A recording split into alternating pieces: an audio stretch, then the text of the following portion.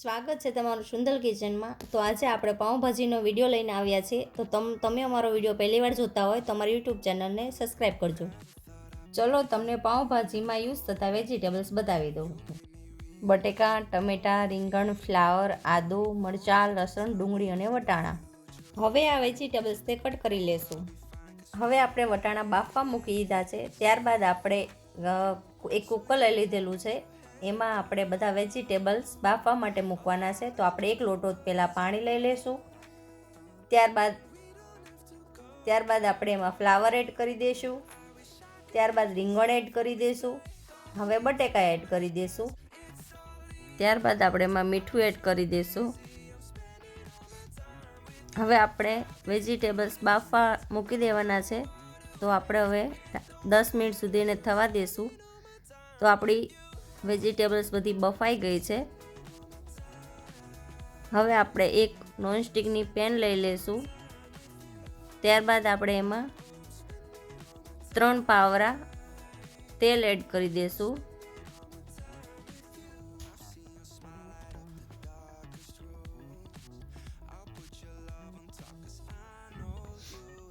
ત્યારબાદ આપણે એમાં જીરું એડ કરી દઈશું। હવે આપણે એમાં ડુંગળી એડ કરી દઈશું અને એને ગોલ્ડન બ્રાઉન કલર ના થાય ત્યાં સુધી આપણે એને બરાબર રીતે સાતળવાની છે અને એને બરાબર રીતે હલાવવાની છે, જેથી કરીને તે નીચે ચોંટે નહીં અને એકદમ સરસ રીતે એનો કલર આવે ગોલ્ડન બ્રાઉન।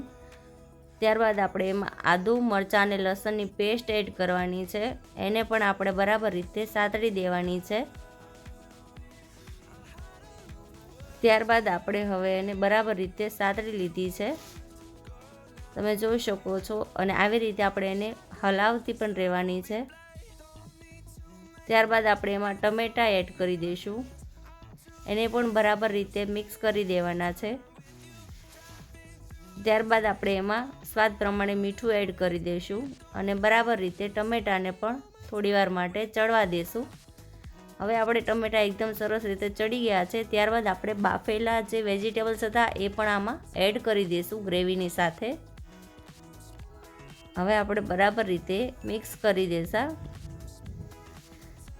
હવે આપણે એમાં હળદર એડ કરી દઈશું। ત્યારબાદ ધાણા જીરું એડ કરી દઈશું। ગરમ મસાલો એડ કરી દઈશું। લાલ મરચું એડ કરી દઈશું।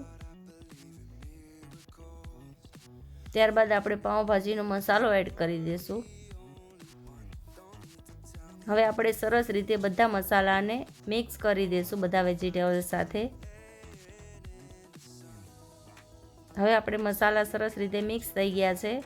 ત્યારબાદ આપણે હવે એક મેશર લઈ લઈશું। એના મદદથી આપણે બધા વેજીટેબલ્સને બરાબર રીતે મેશ કરી દઈશું। હવે આપણા બધા વેજીટેબલ્સ સરસ રીતે મેશ થઈ ગયા છે, તમે જોઈ શકો છો।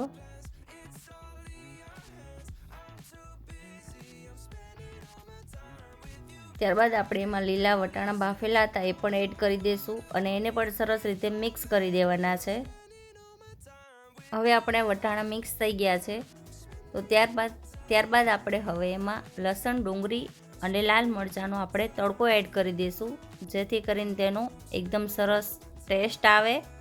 ત્યાં હવે આપણે બરાબર રીતે મિક્સ કરી દઈશું, સરસ રીતે તમે જોઈ શકો છો। હવે આપણે સરસ રીતે મિક્સ થઈ ગયું છે। ત્યારબાદ આપણે એમાં લીલા ધાણા એડ કરી દઈશું ગાર્નિશિંગ માટે। હવે આપણી ભાજી એકદમ સરસ રીતે બની ગઈ છે। હવે આપણે એને એક પ્લેટમાં ગાર્નિશ કરી દઈશું।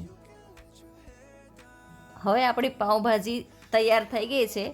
તો તમે અમારો આ વિડીયો તમારા ફેમિલી અને ફ્રેન્ડ્સ જોડે શેર કરજો, લાઈક કરજો અને સબસ્ક્રાઈબ કરજો અને કોમેન્ટ સેક્શનમાં જરૂરથી જણાવજો કે તમને અમારો વિડીયો કેવો લાગ્યો। જય શ્રી કૃષ્ણ, જય માતાજી।